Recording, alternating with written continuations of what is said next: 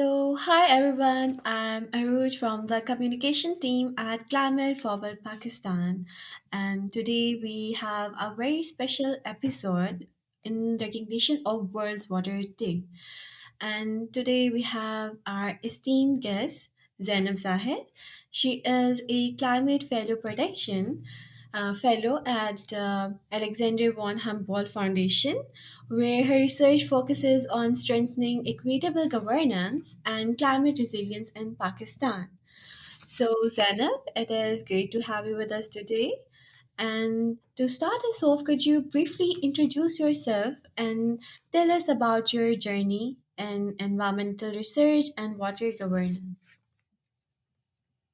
Thank you so much, Aruj, for having me here. My background is in environmental science. I graduated with the master's and then started working in a policy think tank based in Islamabad. My work basically focuses around sustainability, water and climate issues, and now I'm specifically working on water governance and climate resilience issues in Pakistan through my research. Essentially, if I talk about my journey, I would say I started with like very core lab focused scientific work, and over time period, I realized probably I should try, more development sector organizations when I started my job. So I kind of transitioned from that very academic scientific work towards development sector, got experience of and also like knowledge of how policy sector works, what are the issues around governance, and stuff like that. So anyways, that's how it all started. And right now I'm working as a Humboldt fellow with the Alexander von Humboldt Foundation. I'm conducting a research on water and climate resilience issues in Pakistan.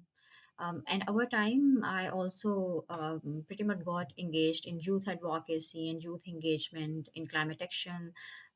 Got experience of climate negotiations, which kind of helped strengthen my interest in what I was essentially doing in bridging that gap between science, policy, and as well as community advocacy. Yeah, that's pretty much about me. Okay, that's very interesting and it's great to hear about your journey. So, I want to ask that you recently began your fellowship in Germany with Alexander von Humboldt Foundation. So, I'm really curious about the research that you are doing there. So, can you tell me a little more about that?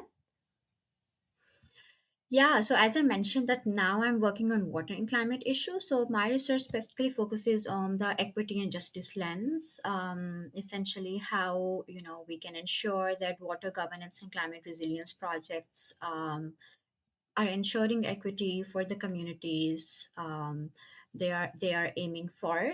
So I'm specifically looking at how essentially stakeholders, including different policymakers, maybe project implementers, they make decisions around water and climate resilience, water management, and whether those decisions actually lead to the equitable outcomes for communities or not. The goal is to identify not just the barriers but also the opportunities to strengthen the water governance, to be more inclusive, and be effective for the marginalized communities. And then I'll be engaging with different stakeholders at different levels of governance, provincial level, local level, and then national level, and try to formulate the outcomes in form of a report, and also engage through um, engage through policy advocacy, probably through policy brief or something like that towards the end of the research. So that's how ideally it looks like for now, as I'm at the very beginning stage of my fellowship. So that's the snapshot. There might be some discoveries along the way as I start doing my research, and as I start engaging with stakeholders. But maybe also a bit on methodology. I'll be using a collective leadership compass, which is a framework developed by my host organization, Collective Leadership Institute. And I'll use it. Basically, it's a diagnostic tool to analyze the collaborative processes and to help see how we can strengthen the collaborative process, how we can improve the collaboration among different stakeholders, how we can kind of pick, the and strengthen the levers through which we can help improve, the stakeholder collaboration across different levels of power. So that's essentially the framework which will be guiding my research. Okay, thank you, Zainab. And your work, it is closely linked with water governance, and as you said, you are focusing on equity and justice. So, for our listeners who might not know about what water governance is, can you tell them a little more about it? Yeah, so maybe a bit on equity and justice first. I mean, it's very straightforward. The term which we basically use in water in climate change spaces in general. So the key idea when we talk about equity or justice is around like fairness, and then equal access, and also the right to participate, especially the right of communities to participate who are basically impacted by the climate change. And when we talk about equitable water governance, it means that the water resources are managed in a way that its use is fair as well as inclusive and sustainable. And definitely, when we are talking about these few factors, it means that we are able to ensure that different groups, especially the communities who are directly impacted by these by the climate change or water impacts, which may include like smallholder farmers, women, and maybe also the rural populations, they have access to water and have voice in the decisions about water, maybe about water management, about water allocation. So equity in like water resilience perspective or water adaptation perspective is not just about how water is being distributed, but also about who makes decision, and then who gets to sit on, let's say, decision making tables, whose knowledge is counted, who is deciding what knowledge will be counted, and whose needs will be prioritized. And then that's like what I would say the mainstream definition is. But then I will also be looking into the aspect of how water related disasters can, let's say, the decision making related regarding water related disasters or water related calamities can be more equitable, how those communities who are impacted by the impacts can be involved in decision making. So that's like another lens through which I am planning to see it. Yeah, so I've tried to like answer it generally as well as try to link it with my research and what I will be doing in next few months. Okay, so now that our listeners they understand the concept of equitable water governance, now I want to ask you about why water governance is becoming such an important issue for countries like Pakistan today. Mhm. Well, one thing that we have seen like throughout these discussions around water governance, especially in Pakistan, is that it is a kind of framing of water governance as something which is very technical. We take out the humanity perspective or um, like humanness out of it. It's more of like a social issue now, and we need to see it at that level where we are able to connect the issues of communities with the technical stuff that we talk about. It has like a human dimension to it. So number one, as we all know, water governance is definitely one of the major issues in Pakistan because we are facing major water crisis, and as we are about to enter in like peak summers, So I think that's something that we not just face in rural areas but also in urban areas. And with the climate change impacts, we are going to have like intensive floods. Then also some of the areas face droughts, and then with increasing population, the water needs are also growing. Then water management issues also need some attention as water availability goes under stress. So managing all these challenges need a kind of holistic overview. It needs a systemic thinking. It needs to identify the entry points. It needs to identify the barriers and levers through which we can help improve the situation. So governance issues is not just like a technical issues. Then we need to see how institutions are working, what are the policies which are not effective, let's say, and how decisions are being made. Even if we have all the instruments, if we have all the legal framework to help improve the governance. So that's how I view water governance, and probably a lot of other people might also relate, who are who view water governance not just as a technical issue, but something which involves something which involves other elements. When we see it from, when we try to like zoom out and see it from a systemic lens and try to see the broader issue. Okay, thank you, Zainab. So, as you shed some light that Pakistan is definitely facing a water governance issues.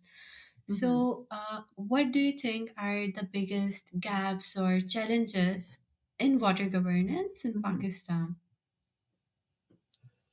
Well, I think there is no one good answer to it, but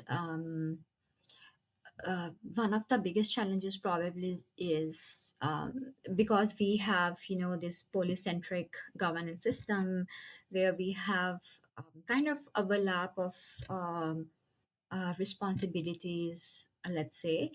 And I see that one of the biggest challenges, or maybe I'll also frame it as an opportunity, is to improve the fragmented water governance system in Pakistan. We have multiple institutions which are responsible for water management, for disaster response, at different levels of governance, and then coordination between them is very limited. And probably another issue is how policies look very perfect on paper, but then it's very difficult to implement it on ground. So I think capacity building and not just capacity building in a perspective of institutional capacity building, but probably also reviewing and going back to see how political priorities are aligned with these institutional capacities and policies, and how we can probably improve data, considering that now we have AI revolution, let's say. So how we can use these opportunities to help improve the situation. Yeah, I think these are some of the things which needs to be improved. And then I think one of the major things, how if I try to see water issues as something which is very localized for communities, very personal for communities, I think there is largely very limited participation of local communities in decision making processes. Um, we need to closely look at the priorities of stakeholders and what priorities they put on table when these decisions are made for communities. So yeah, I think these are some of the key points which probably need some attention and um, some consideration. Okay, thank you. So, I think that as you said, that policies they look perfect on paper, but they are not being implemented. Like I was also doing my internship at Park EPA, Environmental Protection Agency, Mhm. and the PIPA Act 1997. Like every law and policy there, it is so perfect on paper, but we are saying that it is not being implemented as per se. So I Hmm. think that's a very big issue in Pakistan, particularly. Mhm. Okay, so now I wanna ask you about you often talk about bridging the gap between science and policy. So, why is it difficult for scientific research to influence policy decision? Are any kind of politics involved here, or what are your thoughts? Well, this is, I think, where our experience with policy institutions come in, probably everyone's experience. So, talking about bridging the gap between science and policy, it's not something new. That this gap has existed probably since always, or it might keep existing. But then I think we need to see from a, let's say, a constructive lens of how we can improve. And then again, I think this is something very subjective. Policymakers often operate under time constraints, and they have political priorities, they have political pressures. So I think there comes a kind of constraint where they operate, and then how they engage. But then I think first thing that needs to be there is willingness to engage. I have no right answer to share how it can be done. There are multiple ways of doing it, and policy think tanks in Pakistan are actually doing it through multiple ways, through consultations, let's say, or through focus group discussions with the politicians, through dialogues and stuff. So there are ways of how we are set in our own ways through which we engage. But then if you see broadly, research can also take some time to produce evidence. Um, and another challenge that I see is the communication, how we communicate research findings with the policymakers. Sometimes, probably always, the technical ways don't usually work. They are not easily accessible to policymakers. So I think there is a need of having that very strong collaboration between researchers, policymakers, and practitioners, so that they can bring experiences from their own scope of work, and then we can help translate research into actionable insights. Again, probably it needs to strengthen the collaboration and coordination between different institutions that I mentioned earlier. And I think it also needs willingness from both sides, from not just a researcher side but also from the side of politicians, to sit on table together and to understand the concern. So I think willingness is first thing that we definitely need. Secondly, we need to improve the communication, the way we communicate. um, and I think, just last thing to add here, I think we need a kind of sustainable ongoing approach, because in Pakistan we also don't have very consistent governments. um, Again, not going into details, but I think that's one of the major bottlenecks when it comes to engaging with the government actors and policymakers, because of that instability in a system. People, researchers who are engaging with a certain number of people have to then start working again from like point zero.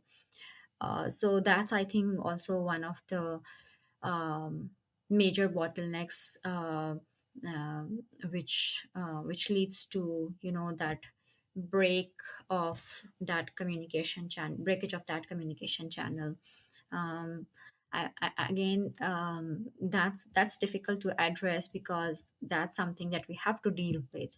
But then again, finding those friends of, let's say, friends of researchers in the policy rooms, in the policy making rooms, um, probably, I think that's the approach that we really need to work, and it needs a lot of effort. Maybe also, the civil advocacy and civil engagement is also something which is needed if for us in Pakistan, because when we also help build that kind of bottom up pressure, then we can help push policymakers listen to us. But then we also need very organized way of how we do it. We need to build that strength in a way that we are able to create that pressure on them to listen us, um, which is not happening a lot. We have seen some communities working together, advocating together, coming together to advocate for their issues, and we have some really good examples of that, community-led advocacy, let's say. So I think we need to do more of it. Okay, thank you, Zainab. And I want to add one more thing here, that usually national level or international level in these policy rooms, young people or young researchers, they are not heard at all. Like they are not even given the chance to speak their thoughts. So I think that's a huge issue right now. That is like Mhm. the main gap between why policy and research are not being linked how they should be. Okay, so Mhm. moving on, I want to say that policy, it is obviously important, but governance, it includes communities and different stakeholders. So, in your opinion, what role should communities, stakeholders, and young professionals play in improving water governance? Well, definitely, communities and local stakeholders sit at the center of these decision making processes, and they are the ones who bring the lived experiences, the knowledge from the ground, which can help provide insights, and their knowledge can feed into the formal policy processes. So their knowledge cannot be ignored, the information that they provide cannot be ignored, so they are one of the very important stakeholders. And also you mentioned about youth, as well as I'll include the young professionals, and they have really important role to help bring new ideas, to maybe initiate interdisciplinary engagement, interdisciplinary and let's say approaches. There are a lot of young people who are working on innovations. We have a lot of great startups in Pakistan around water and climate resilience, or water and climate adaptation in general. And they are helping implement those innovations in the areas facing those particular issues. So they bring a lot of knowledge and expertise if we see it all together. So definitely communities and local and youth or young professionals bring that experience into this governance system, let's say, into those decision making rooms. And then historically young people have played a huge role through advocacy and through activism, and which cannot be overlooked. They have they have made effort uh, to try to bring that change through their ideas, and to help build that again bottom up pressure, if they see the issues around them. So yeah, I think that's my take, that um, their work is very important, but we need to kind of tie that work with the concrete outcomes, and not let those spaces be the echo chambers where they are just coming, protesting, and then going back, or let's say advocating for something and then going back. It's very important to channel that energy properly, so that even if communities are coming together, there is a concrete plan of action, there is something as a follow up, and then that activity leads to a sustainable outcome or effective outcome. And something that we, I think, majorly we do discuss it, but then it's not happening very often, is a local engagement, local government engagement in these processes. So that's I think key when it comes to engagement of local communities, because that's how you will be able to effectively maybe communicate what are the needs, and then you can get maybe response from the local stakeholders, local government representatives on those issues. That's how the local muhallas in Pakistan work. So we really need to also capacitate people, or maybe raise awareness among people on how essentially they can engage. And we can probably start engaging in our communities. That's maybe a starting point from where we can start building that awareness and engagement. um, so yeah, that's pretty much about it. Okay, so Zainab, looking ahead, what gives you hope that when it comes to improving water governance and climate resilience in Pakistan or in on an international level? Well, what gives me hope is the growing awareness among people around water and climate issues. The increasing engagement from researchers, policymakers, as well as like young professionals who are working towards like sustainable solutions, who are doing impactful research, and not just doing research, but also then trying to communicate results of uh, those research, trying to communicate research outcomes, with the right people who can help improve the situation, who can help implement the solutions. I think that's how I see it. And then at the international level, we in the water space, we could see a lot of international collaborations happening, a lot of knowledge sharing happening, which helps expand the scope of understanding and scope of implementation through those collaborations, because that's how then we help mobilize finance, that's how we help mobilize knowledge, or maybe also capacity support, and it can largely help countries to learn from each other's experiences.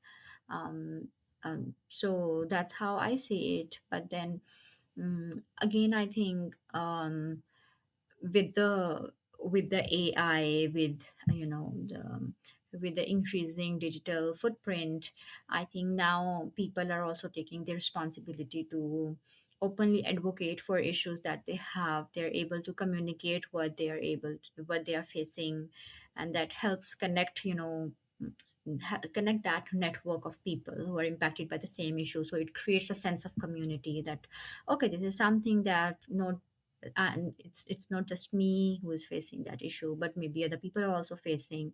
And that's how collaborations take place. That's how it's more of like a soft form of a storytelling, let's say. So that helps bring that power from the um, towards the people who can help use that power, or that opportunity, in a positive way, in an optimistic way, let's say. So I also see it as a way of bringing and developing that agency.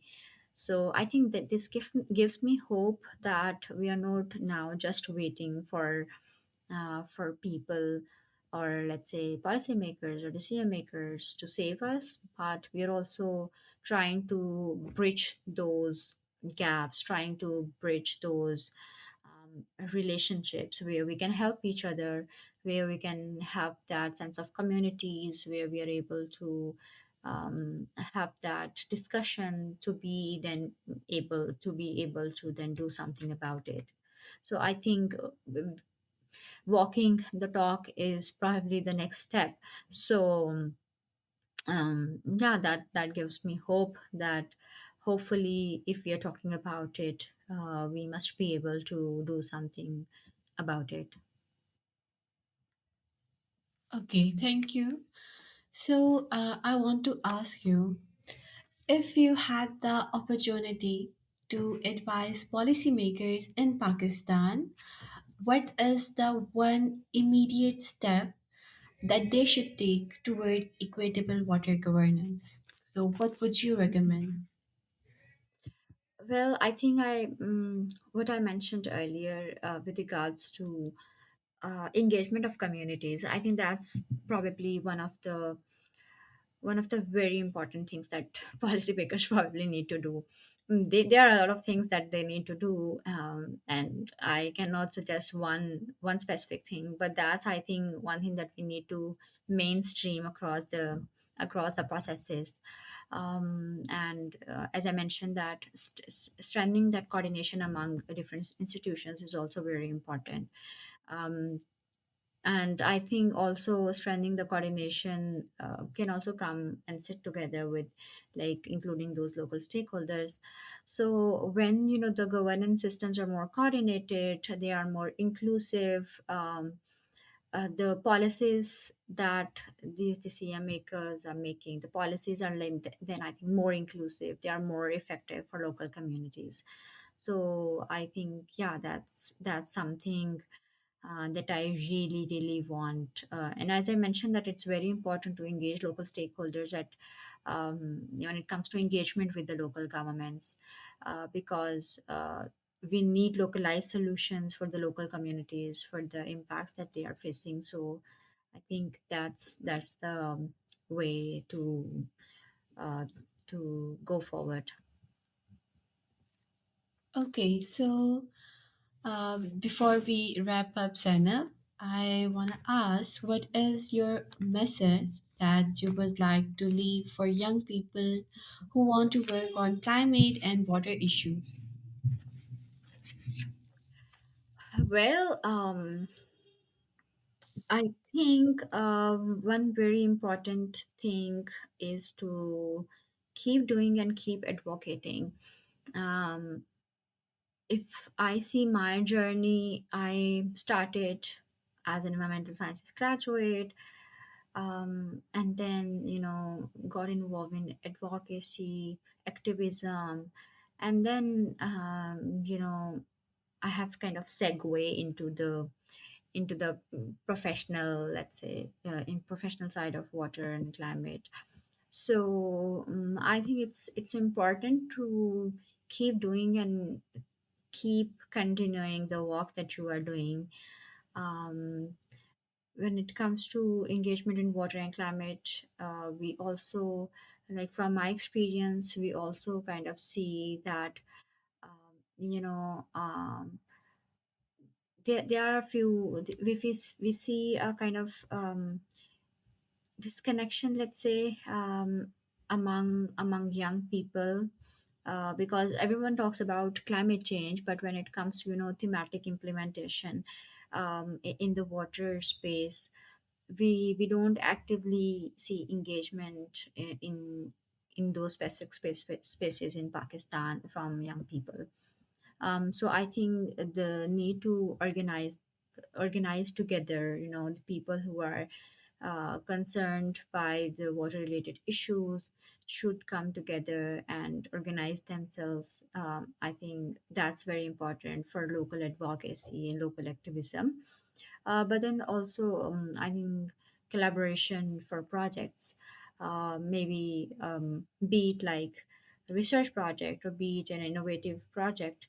I think that's also something that really needs attention by the Pakistani youth. Um, Considering that we have now very good, this ecosystem of innovation, and we have a lot of incubation centers now across Pakistan. I think that would be like one of my core suggestions of looking at how we can come up with innovative ideas, and start incubating those ideas from there, because water related issues that we face today might need some innovative thinking, and to help channel that innovative thinking, I think, considering that our youth has a lot of potential and we have a lot of unique ideas, I think we really need to support those ideas and kind of help incubate those ideas into maybe concrete businesses, or maybe into concrete innovations that can help improve the water issues, the water management issues, water governance issues, or maybe even of water scarcity or other water related issues. So yeah, probably that's one of the suggestions, like to please reach out to people around you who can support you, who can help you, who can help you bring or maybe manage those resources, who can help you connect with the right people. So any idea that you have needs to be channelized in a proper way, and to help channelize it and to start doing something. I think we all need to support each other, and to help support each other, we need to reach out to people around us. So I think that's one of the suggestions, which is like a kind of, say, foundation of how we do what we do. Also, one thing in activism space, um, because a lot of young people actually start as activists. So there is sometimes, when we are doing activism, we think that okay, probably we are not doing it in right way because we have some particular examples in our mind. Probably we need to be on streets and do activism and stuff. So there are multiple ways of doing it. So please do it how you feel it's right. If you can write something and advocate through your writing, you think you can impact people, maybe even a group of people around you through your writing, that's a form of advocacy. If you can help organize a protest to bring attention towards a specific issue, that's another form. So there is no one good form of advocacy or activism.